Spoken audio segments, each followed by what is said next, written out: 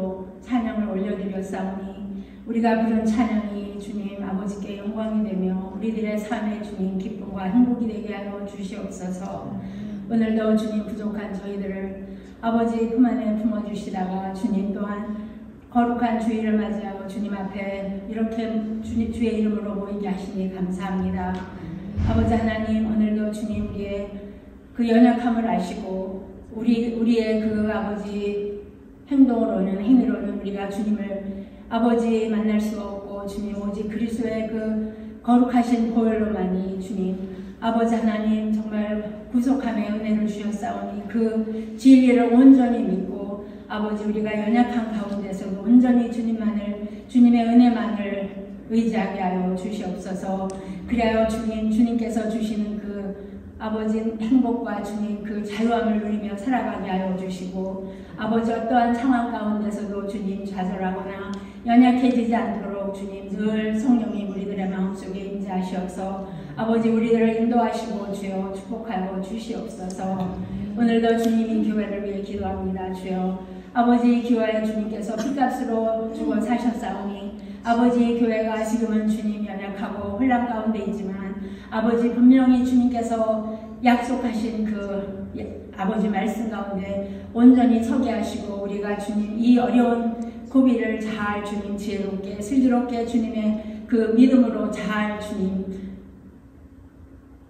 잘 나가게 하시고 주여 아버지 우리 교회를 위해 기도하게 하시고 아버지 주님 연약한 가운데 있는 자들을 주님께서 불쌍히 여기시고 그들도 주님 은혜 가운데서 주의 진리가 그들을 자유케 하여 주님 전으로 아버지 기쁨으로 찾아나올 수 있도록 도와주시옵소서.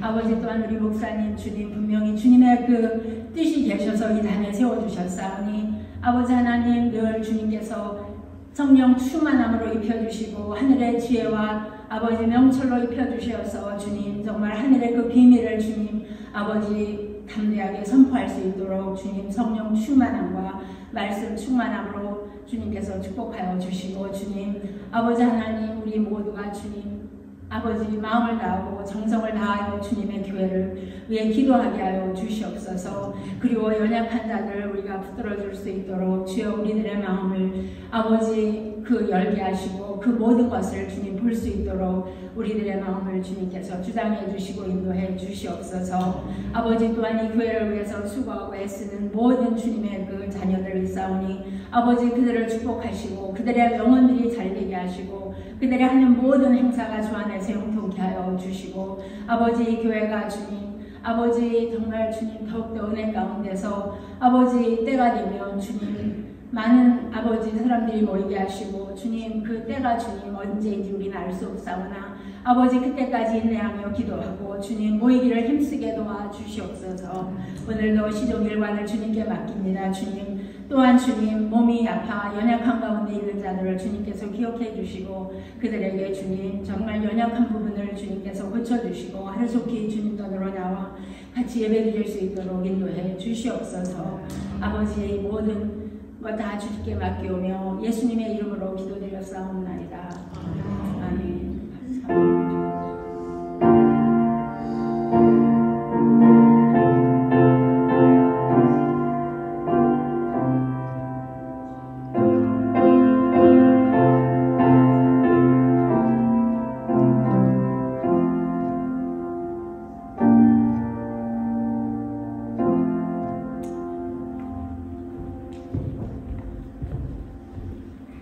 네, 몇 가지 교회 소식 알려드리겠습니다. 매주 주일 예배 드릴 때마다 영어 그 설문, 설교 본문을 뒤에다가 이렇게 게시해 놓고 있습니다. 만약에 영어권이 참여를 하시면 요즘은 동시 통역이 아주 잘 발달하여서 앱으로 AI 통역으로 하면 거의 완벽하다는 그 평가가 있습니다.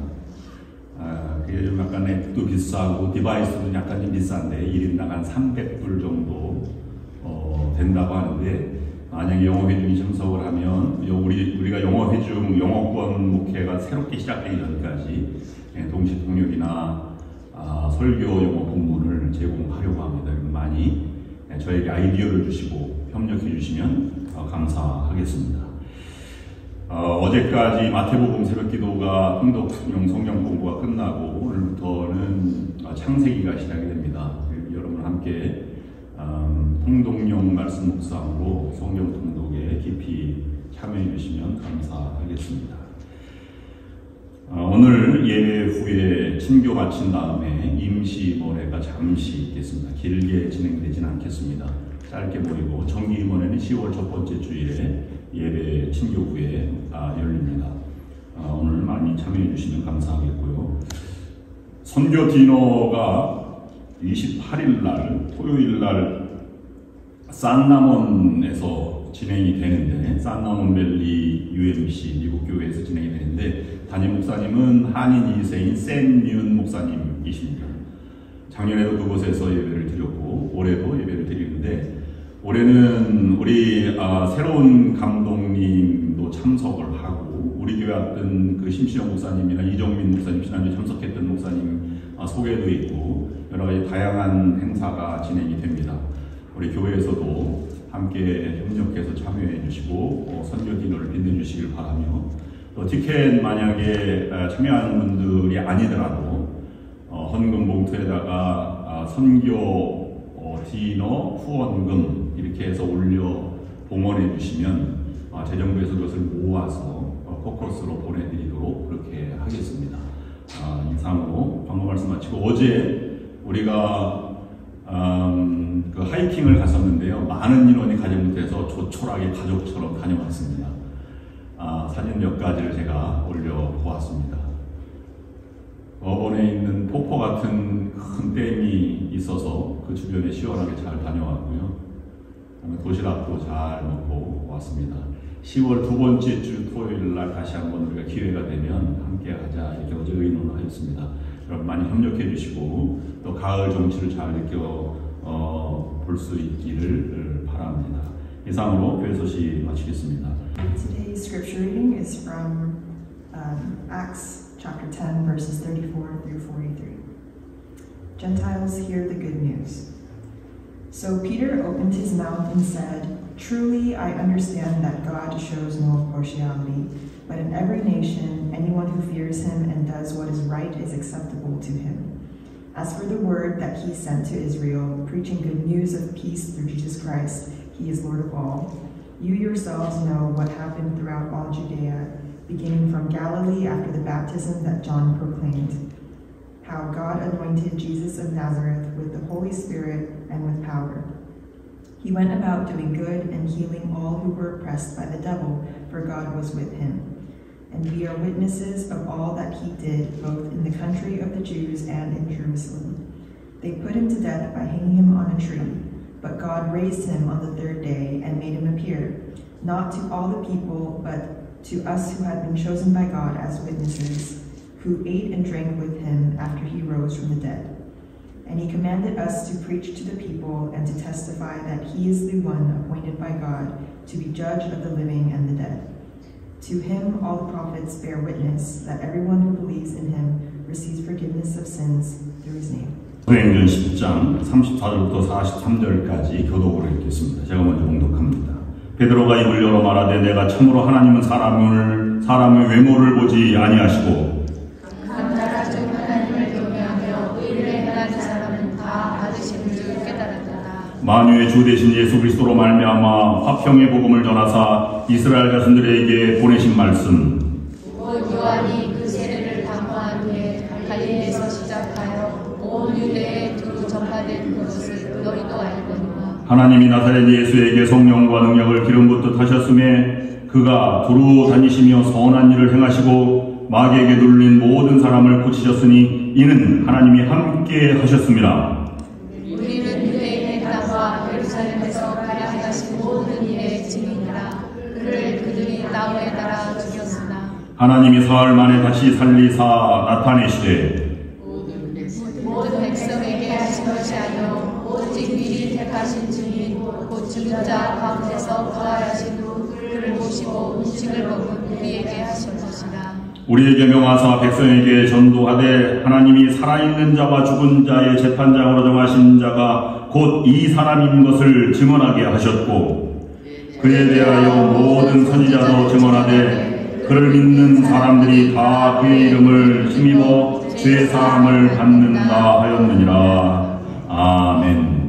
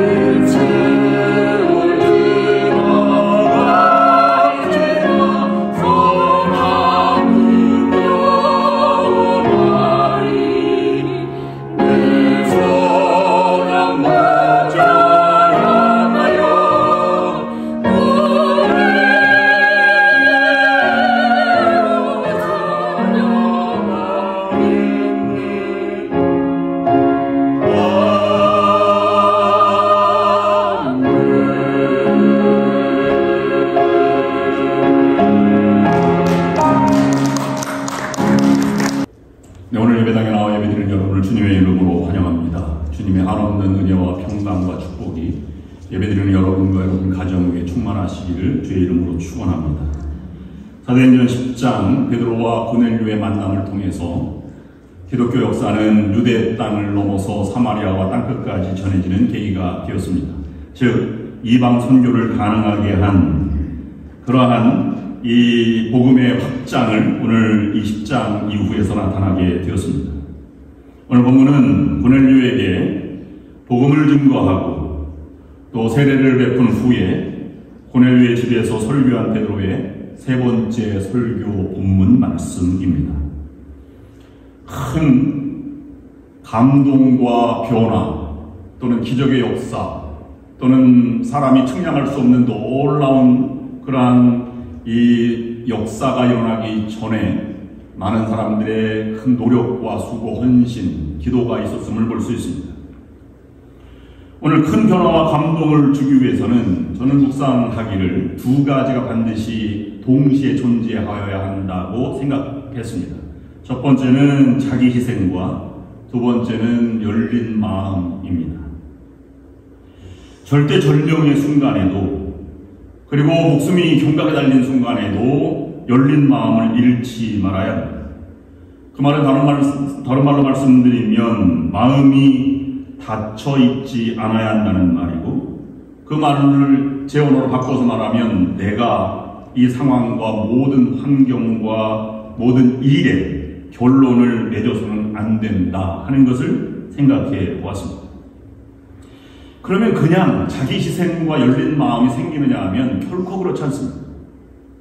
저는 마음이 열려있고 내가 무엇인가를 헌신할 수 있는 이 동기의 배경에는 적어도 그가 가지고 있는 삶의 배경 가운데는 세 가지 큰 변화가 경험되어야 하는데, 첫 번째로는 죽음의 경험을 경험한 사람들이 마음이 닫혀있지 않고 열려있으며 환경을 받아들이고 어떠한 일에 내가 두려움 없이 나아가는 과정을 볼 수 있습니다.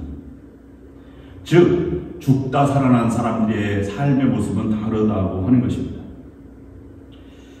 그래서 어떤 환경에도 하나님의 뜻을 받아들이고 큰 진리의 순간을 향해서 나아가는 모습을 보여줍니다. 한국 기독교 역사상 가장 위대한 사역을 펼쳐줬던 조용기 목사도 죽음의 문턱을 겪고 살아난 사람이라고 간증합니다. 연합감리교에서 가장 위대한 사람 중에, 목사 중에 한 분은 조용진 감독이라고 하는데 폐결핵 때문에 죽음의 문턱을 딛고 살아남았다 이렇게 고백하는 것을 제가 들었습니다. 제가 세카라멘토 좋은 연합감리교회에 와서 목회하면서 많은 분들을 접하면서 경험하는 것 중에 하나는 여러분들이 삶의 배경에는 녹록치 않은 거친 삶을 살아오신 분들이다 하는 것을 생각해 봤습니다. 오죽했으면 한국에서 미국에서 세카라멘토까지 오셨겠습니까? 한 사람 한 사람 이야기를 들어보면 죽음의 문턱을 한두 번 경험해 보지 않은 사람이 없을 정도입니다. 여러분 그렇게 거칠게 살아오신 만큼 여러분들 인생을 진지하게 받아들이고 신앙의 길을 걸으려고 노력하는 사람들임을 제가 늘 가까이서 경험해 보고 있습니다. 그러면 이 마음이 그런 사람들은 넓고 전체를 바라보는 시각이 있고 죽음을 넘어서서 의미 있는 삶을 살아가려고 노력합니다. 저도 제 목회 인생을 떠나서 인생 가운데 죽음의 고비를 몇 번 넘겼는가 그걸 설교를 준비하며 생각해 보았습니다. 제가 경험하기를 이것은 꼭 죽음이 임박했다라고 하는 순간을 2번 경험했습니다. 첫 번째로는 제가 군대에 있을 때 탱크 조종수로 일했는데 탱크 조종수는 큰 중장비를 다루는 것 때문에 좀 거칩니다. 그래서 1988년 이후에 1985년도에 미군과 함께 이 큰 가장 중요한 작전 하나를 하는데 1년에 한 번씩 팀 스피릿 훈련을 합니다. 그럼 제가 포천 휴전성금방에 서 있었기 때문에 탱크를 몰고 어디까지 갔냐면 대전까지 내려갔습니다. 장장 꼬박 이틀을 걸려서 내려가서 잠도 못 자고 이렇게 하는데, 야영지에서 이렇게 하는데 유행성 출혈인지 뭔지 몰라도 열이 41도까지 올라가는 거예요. 제가 의식을 잃었다 깼다를 반복했습니다. 그래서 그 의식이 깼을 때는 내가 죽는구나, 옷을 다 벗겨놨기 때문에, 열이 많기 때문에. 그래서 의식이 있을 때는 목사님을 찾았다고 합니다. 헬기는 대기하고 있었고, 그 다음에 병원으로 실려가기 위해서 야전에서 이렇게 한 순간에 제가 나름대로 경험했습니다. 이것이 인생의 마지막이구나 하는 것을 경험해 보았습니다. 또 한 가지는 제가 신학교를 졸업하고 그 다음 전도 생활하다가 양양으로 목회를 나갔는데, 전도사죠. 결혼하기 전입니다. 29살쯤, 28살쯤 되었습니다. 근데 고등학교 3학년 아이들이 저에게 이렇게 얘기하는 거예요. 전사님, 우리 바닷가 수영하러 가요? 그러는 거예요. 그래서 수영하러 갔어요. 나는 그 아이들이 바닷가에 살아가지고 되게 수영을 잘하는 줄 알았고 모든 걸 다 아는 줄 알았어요. 그랬더니 아무것도 모르더라고요. 근데 여러분 아십니까? 동해안 가면 수영장 개방하기, 해수욕장 개방하기 전에 걸으면 다 모시조개입니다. 얼마나 많이 잡았느냐 하면 그것을 잡고 해서 한 다라를 잡았어요. 교인들한테 갖다 먹으라고 드시라고 그랬더니 아무도 안 가져가서 그 썩여서 버렸습니다. 욕심이 지나친 것이었죠. 근데 그 다음에 또 이제 갔는데 그날이 폭풍주의보가 내린 날이었습니다. 사람은 거칠었고 동해바다도 밀물과 썰물이 있지 않습니까? 썰물 때 우리가 간 것 같아요. 애들은 몰랐죠.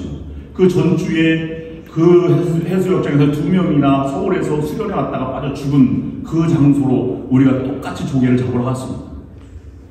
근데 수영하다 보니까 세 학생이 이렇게 중간에 한 50m쯤 떨어져 있는 여기서 저 끝에쯤. 저는 애들이 장난하는 줄 알았는데 손을 막 흔들어서. 근데 애들이 살려달라는 거예요. 살려주세요, 살려주세요.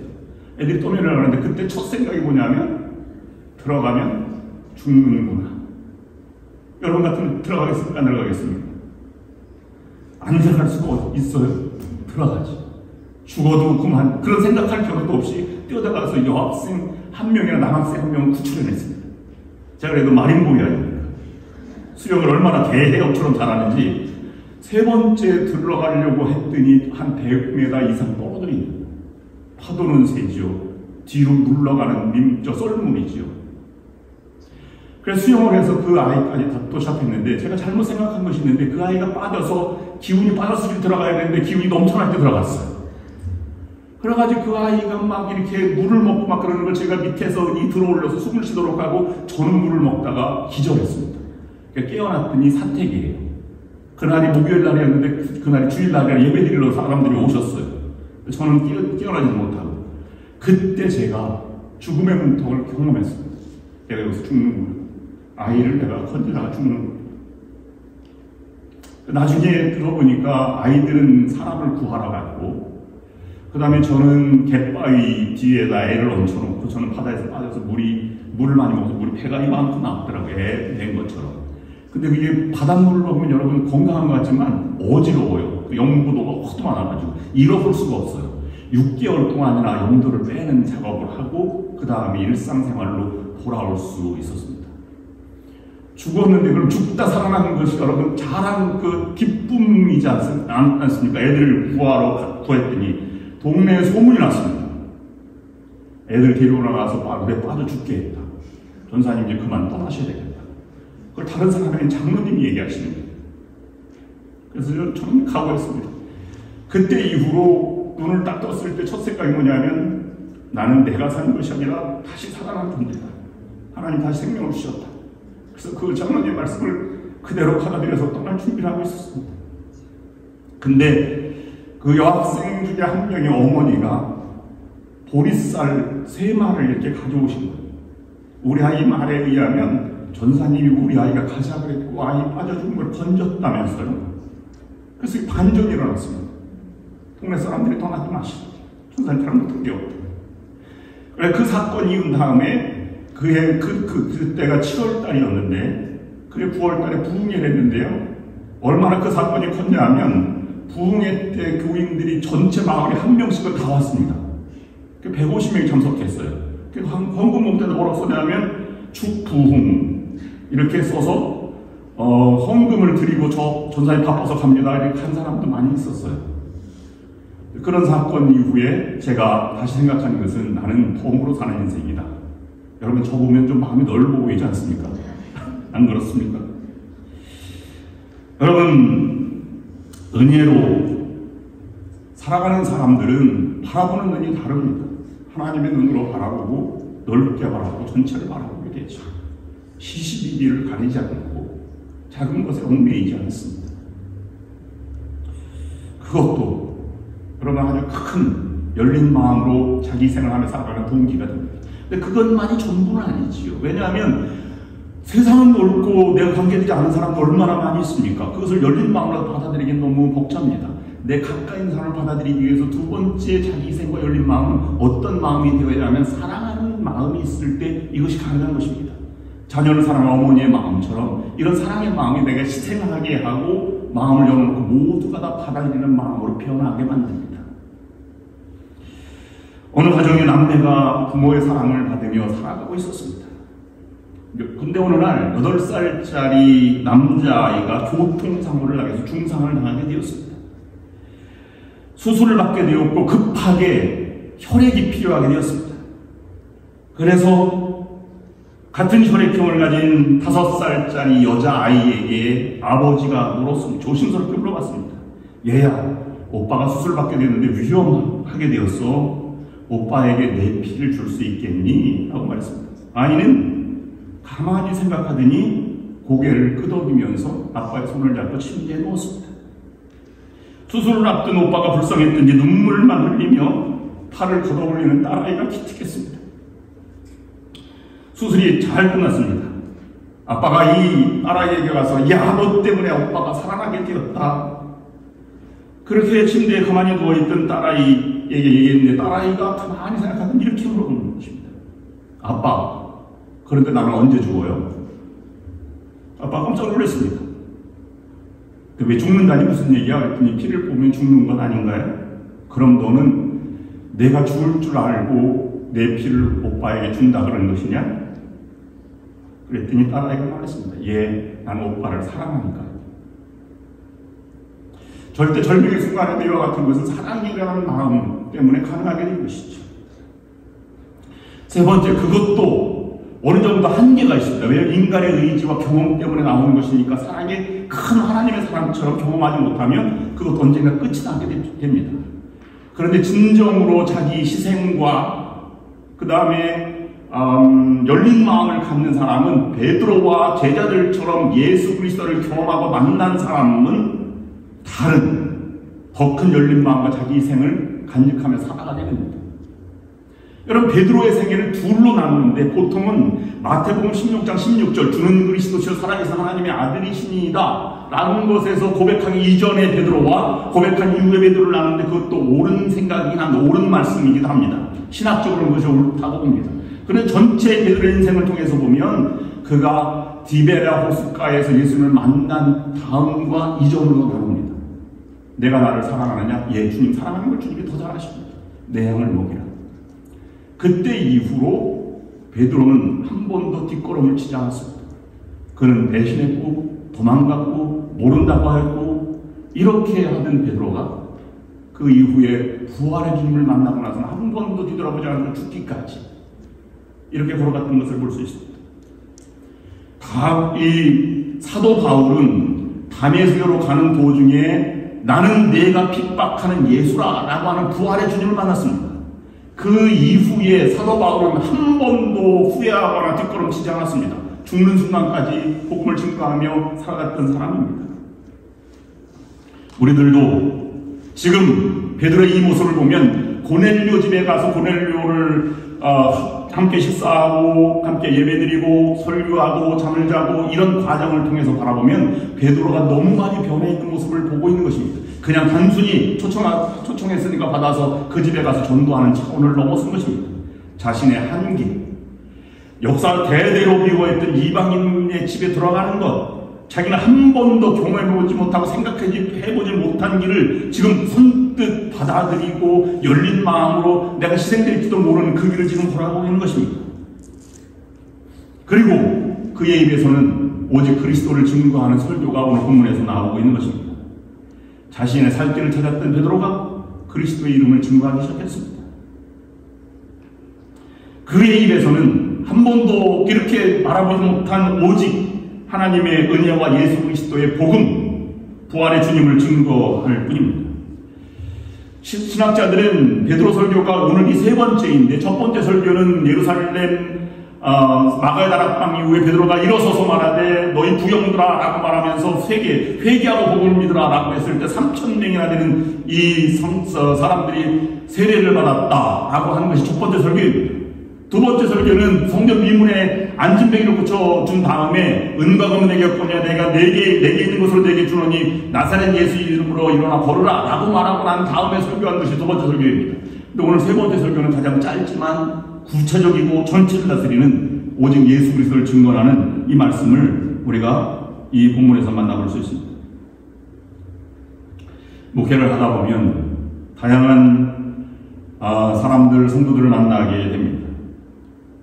하나님의 사랑을 충분히 경험하고 몇 번의 죽음의 고비를 넘고 인생의 큰 하나님의 은혜를 체험한 성도들을 만납니다. 근데 그분들 중에서 이렇게 말하는 분들이 있습니다. 나는 너무 부족하고 약하기 때문에 하나님의 큰 은혜를 받을 수 없는 존재인데 하나님의 은혜를 받았습니다. 내가 너무 죄인이라서 그런다고 하는 것입니다. 나는 은혜 받을 자격이 없습니다. 이렇게 늘 말하는 경우를 봅니다. 그런데 하나님의 은혜를 이렇게 늘 부족함을 강조하고 하나님의 은혜를 경험했다는 것을 경험함에도 불구하고 하나님 선뜻 열린 마음으로 나아가지 못하고 자기 희생으로 나아가지 못하는 헌신과 섬김의 단계로 나아가지 못하는 성도들을 가끔 보게 됩니다. 왜 그럴까를 생각해 보았습니다. 그것은 열린 마음의 단계까지 가지 못했기 때문입니다.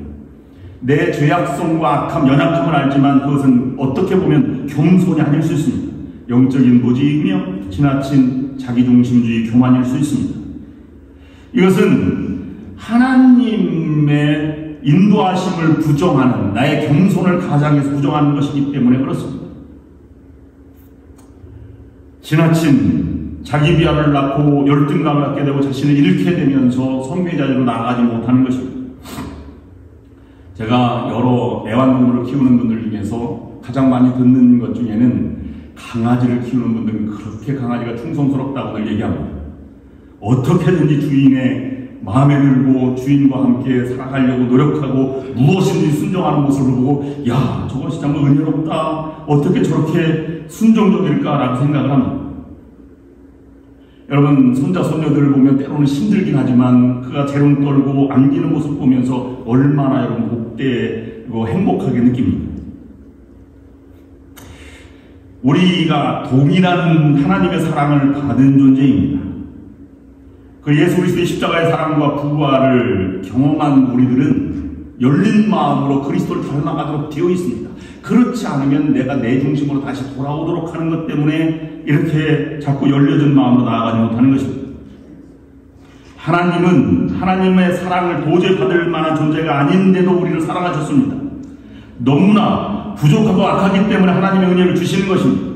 다른 말로 말씀드리면 내가 그럴 만한 은혜를 받을 만한 자격이 하나도 없음에도 하나님의 은혜를 주셔서 하나님의 일 덕도로 우리를 사랑해 주시고 은혜를 베풀어 주신다는 것입니다. 그래서 하나님의 은혜는 거저 주시는 것입니다. 이 진리를 깨달은 사람은 내 상황과 환경을 넘어서 좀 더 성숙한 삶을 살아가게 되고 날마다 깨닫고 더 큰 은혜를 경험하며 하나님 앞에 담대히 나아가는 삶의 자세로 변하게 됩니다.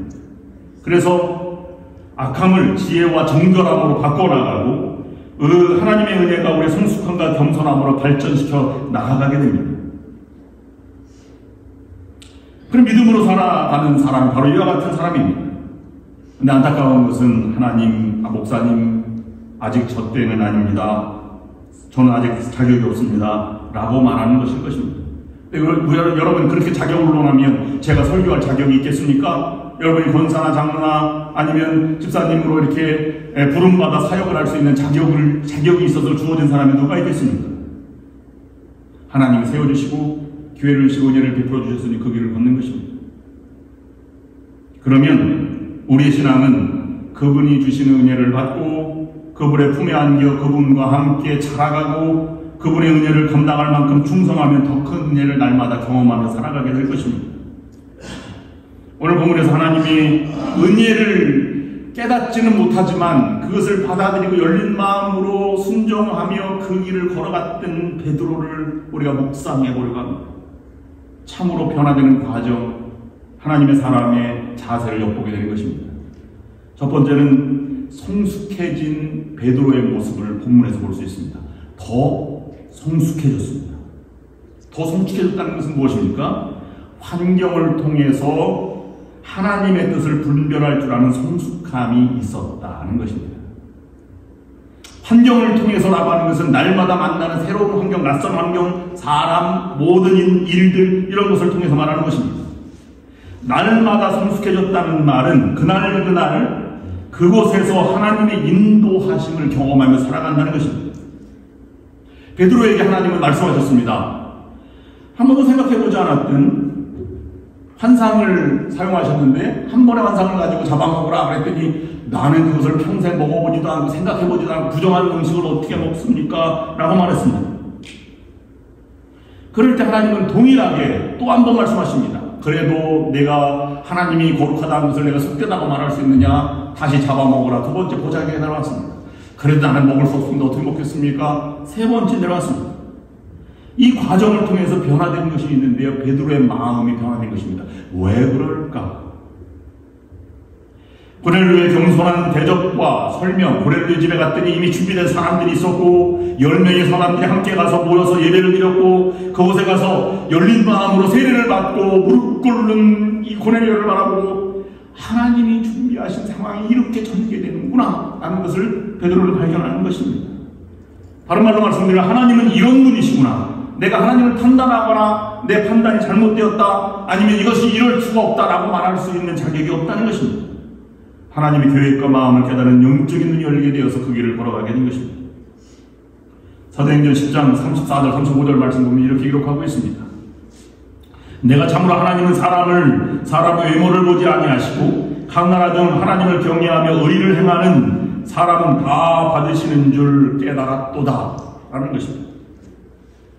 지금까지 유대에서 12제자를 선택한 것은 유대인 중에 선택하였고 120명의 문도들의 오순절 성령 강림 사건을 경험한 것도 유대인들 제자들 중에 형성되었고 예루살렘을 떠나서 안디옥과 아니면 비시디아, 안디옥 아니면 사마리아 지역이나 골로새 지역으로 이방 지역으로 뻗어나갔던 모든 사람들도 이방인보다는 유대인, 헬라파 유대인 중에서 다른 지역에 살던 사람들이 복음을 믿고 나아갔던 그런 배경을 가지고 있었습니다. 그런데 오늘 고넬료에게 베드로 깨달은 것은 하나님을 경외하는 사람은 하나님 다 받으시는구나. 이방인의 문턱도 넘어갈 수 있구나 라는 것을 처음으로 느꼈던 장면입니다.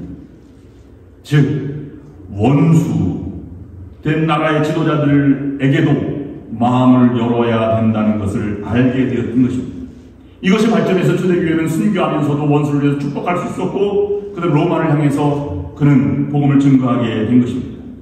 이것은 그의 생각과 그의 인격으로 된 것이 아니라 하나님의 마음으로 변해도 너무 많이 변한 이 사실을 우리에게 전해주고 있는 것입니다.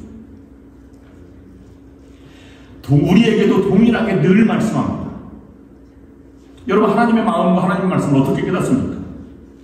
우리가 얼마나 무디고 고집세지 하나님이 이미 다 아세요. 그렇기 때문에 동일한 사건도 계속해서 말씀하십니다. 어떨 때는 말씀을 보다가 여러 가지 통로를 통해서 설교를 듣다가 아니면 찬양을 듣다가 책을 읽다가 아니면 사람을 통해서 권면을 말씀을 듣고 어떤 사건을 통해서 하나님이 이렇게 인도하시는 것을 우리가 경험하게 됩니다. 베드로처럼 하나님의 마음과 계획을 놓치지 않는 우리 삶을 살아가야 할 것입니다. 베드로의 이 세 번째 설교는 가장 핵심적인 말씀을 전하고 있습니다. 사도행전 10장 38절 말씀 보면 이렇게 기록하고 있습니다. 하나님이 나사렛 예수에게 성령과 능력을 기름 붓듯 하셨음에 그가 두루 다니시며 선한 일을 행하시고 마귀에게 눌린 모든 사람을 구시셨으니 이는 하나님이 함께 하셨습니다. 지금 내가 하나님을 경험하고 있다고 말하지 않고 예수 그리스도가 나타나신 예수님께 성령을 부어주시고 능력을 기름 붓듯 부어주셔서 선한 일을 행하시고 병자를 고쳐주셨다라고 하는 것을 지금 증거하고 있는 것입니다. 우리들도 날마다 하나님을 더 잘 알아가야 할 것입니다. 2024년 1월 올해 처음보다 지금이 더 주님을 더 잘 알아가는 주님을 더 닮아가는 존재가 되어야 할 것입니다. 세상에서는 능력을 가지고 또 아는 것이 힘이라고 말합니다. 그러나 진정한 힘은 세상적인 지식을 알아가는 것이 아니라 하나님을 알아갈 때 진정한 능력이 생기는 것입니다. 예수 그리스도에 관한 지식이 자라날 수 있어야 할 것입니다. 신앙의 강력한 힘이란 내 지식과 경험이 결코 아니라 하나님 나라, 하나님을 아는 것만큼 잘하게 되어 있고, 하나님의 나라는 하나님을 아는 것만큼 더 능력을 갖게 되어 있습니다. 그런 우리들의 신앙이 되어야 할 것입니다.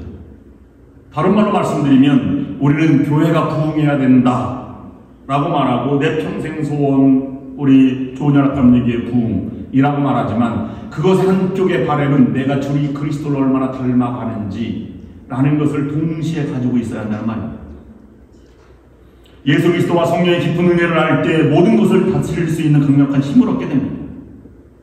바로 이와 같은 것으로 초대교회는 베드로와 바울과 사도들이 복음으로 증거하게 되었고, 다윗이 이와 같은 믿음으로 골리앗을 물리치게 된 것입니다.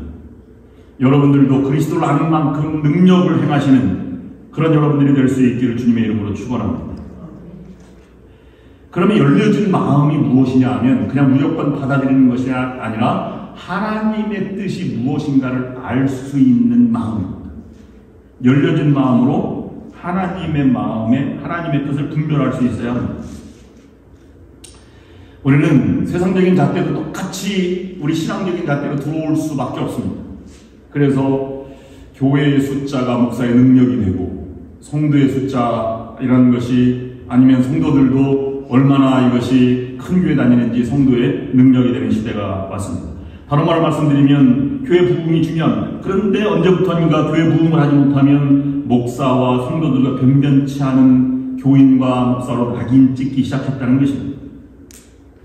여러분, 진짜로 그렇습니다. 일면은 그런 어떤 이유가 말이 되거나 아니면 설득력이 없는 것은 아니지만, 그러나 진정한 성도는 초대교회처럼 성도다움, 예수 그리스도에게 충성하고 복음을 전하는 것, 선교의 뜨거운 열정, 예배를 정성스럽게 드리는 이와 같은 자세, 이것이 회복되는 것이 동시에 있어야 하고 그것이 더 중요하다고 볼 수 있는 것입니다. 요즘 제가 고민하고 있는 것은 우리 교회 이전 문제 때문에 연애와 관계를 굉장히 많이 이렇게 이야기하고 이렇게 하고 있습니다. 우리 교회가 이제 이 랏을 정리하고 또 페어웍스 교회로 간다면 어떻게 더 준비해야 할까? 그래서 여기는 어떻게 연애해서 개발하고, 그곳은 우리 자금을 어떻게 해서 좀 리모델링해서 좀 반듯하게 예배를 잘 정성스럽게 드릴 수 있을까? 이것이 진정한 관심입니다. 그런데 저는 생각해 보기를 그렇게 계획한다고 그렇게 될 리가 없고, 우리가 준비할 것은 정말로 최선을 다해서 예배드리고 준비하는 과정 속에 하나님이 열어주시는 길을 가는 것이 더 올바른 길이 아닐까라고 생각했습니다. 예배하는 장소와 그것도 중요하지만, 지금 우리가 교회의 모습으로 닮아가는 것, 예배를 드리는 것, 복음을 전하는 것, 뜨거운 선교 열정과 전도하는 것, 이것이 우리가 훨씬 더 중요한 일인데, 언제부턴가 자꾸 현상향매이는 이런 모습을 보면서 그것도 중요하지만 본질을 벗어나지 않는 삶의 자세가 중요하다. 하나님의 뜻은 어디에 있는가? 라는 것을 생각해 보았습니다. 베드로가 변한 것은, 그 베드로가 변한 모습 가운데 가장 놀라운 것은 하나님이 열려진 마음으로 하나님의 뜻을 발견하고 목숨을 내놓고 이방인들을 받아들이고 그에게 예수 그리스도를 전하고 있는 이 베드로의 모습을 우리가 발견하고 있는 것입니다. 거기에는 다른 사람이 어떻게 볼까? 이런 떨림이나 주저함이나 망설임이 없습니다. 하나님 뜻이 이것이다 라고 하니까 그 하나님이 열린 마음으로 이방인을 받아들이고 나도 받아들여야겠다고 하는 마음으로 담대하게 나가는 베드로의 모습을 보고 있는 것입니다. 여러분, 우리가 기억할 것은 베드로의 심정을 바라보면서 정말 우리에게 어렵게 만드는 것은 무엇이냐면요, 하나님의 마음을 우리가 잘 알아요. 원수를 사랑하고 죄인들을 위해 십자가 달려 돌아가시고 이건 다. 근데 더 중요한 것은 내 가까이 있는 사람 사랑하지 못하는 인간관계 속에 내가 막혀있는 것이 솔직한 모습입니다. 베드로 여기에 막힐 뻔했습니다. 이웃과의 관계를 극복하지 않으면 사역을 더 이상 확장시킬 수 없다고 하는 것입니다. 다른 말로 말씀드리면 성도끼리 미움이 없어야 하고 판단이 없어야 합니다. 오늘 성가대 불렀지만 성가대 잘못했다 그러면 핀잔 주지 마시기 바랍니다. 뭐 그럴 수도 있는 것이죠. 틀릴 수도 있는 것이죠. 잘했다고 칭찬하고 또 실력 있는 사람이 성가대가 하는 것이 아니라 정성이라 뭐 이렇게 얘기하지 않습니까? 우리가 가장 극복하기 힘든 인간관계를 극복하고 사람의 장벽을 넘어선 여러분들이 될 수 있기를 바랍니다. 여러분, 우리가 기억해야 합니다. 하나님께서 사랑하시는 사람이라면 우리들도 사랑할 수 있어야 합니다. 하나님께서 귀하게 여기는 사람이 어떤 누구라도 사람이라면 우리들도 그를 업신여기거나 판단할 것이 아니라 귀하게 여길 수 있어야만 합니다. 그를 위해서 내 목숨을 드리는 것, 희생을 아까워하지 않을 만큼 사랑이 넘쳐나야 하고, 그것이 그리스도의 십자가의 은혜를 경험한 사람들, 부활의 주님을 만난 사람들의 공통적인 특징입니다. 이와 같은 모습이 수천 년간 내려온 증오와 분노, 이방인들에 대한 편견, 이런 것을 벗어나서 자신의 삶을 살아갈 수 있는 것입니다. 어떤 이유에서든지 이웃과의 막힌담이 없어져야 할 것입니다. 예수님은 우리가 할 수 없는 것을 하도록 하시지 않습니다.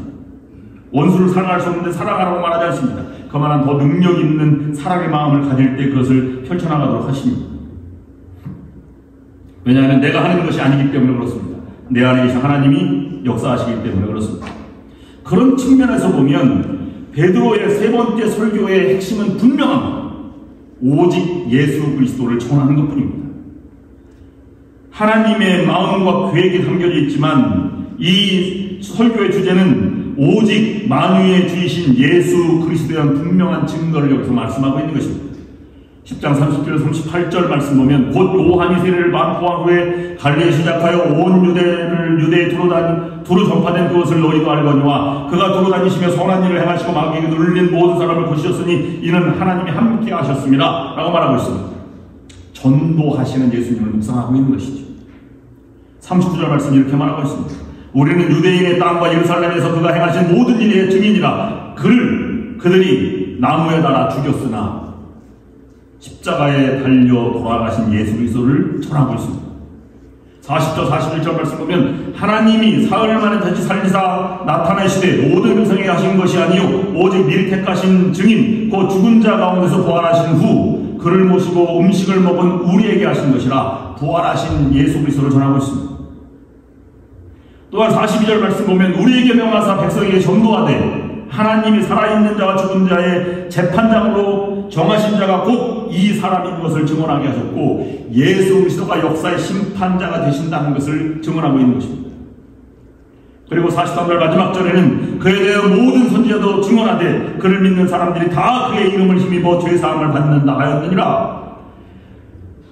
구원의 길에 대해서 오직 예수 그리스도를 통해야만 한다는 것을 전파하고 있는 것입니다. 이 본문을 통해서 우리가 알 수 있는 것은 베드로의 설교는 베드로의 믿음의 크기를 보여주고 있는데 예수 그리스도만큼 커진 것입니다. 성도 여러분, 우리들도 베드로와 같아야 합니다. 우리도 우리의 삶을 통해서 우리의 말과 행동, 표정, 마음 이 모든 것을 통해서 그리스도를 증언할 수 있어야 합니다. 하나님은 그것을 바라보십니다. 믿음과 인격이 그리스도를 통해 그리스도로 나타날 수 있는 여러분들이 될 수 있기를 바랍니다. 왜냐하면 우리는 이미 밖에 밝히 세상의 소금과 빛된 존재로 변해 있기 때문에 그렇습니다. 사도 바울은 이것을 어떻게 묵상했느냐 하면 고린도 후서 3장 3절 말씀이 이렇게 묵상하고 있습니다. 너희는 우리로 말미암아 나타나는 그리스도의 편지니 이는 먹으로 쓴 것이 아니요 오직 살아계신 하나님의 영으로 쓴 것이며 또 돌판에 쓴 것이 아니요 오직 육의 마음판에 쓴 것이다. 예수 그리스도를 믿는 우리들은 이미 편지처럼 세상에 전파되는 존재가 되었다는 것입니다. 다른 사람은 우리를 바라보고 있습니다.